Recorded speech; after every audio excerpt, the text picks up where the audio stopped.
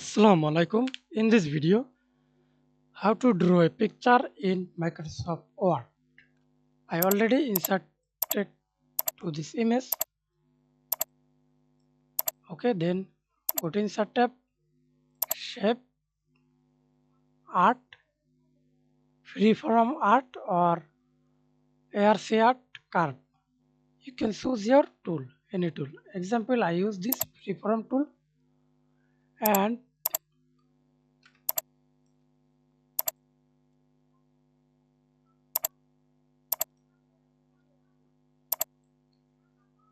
drawing smoothly.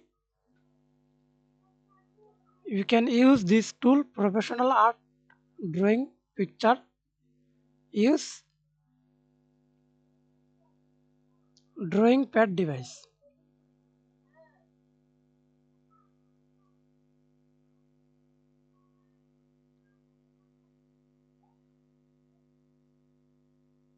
That's it. Change the color.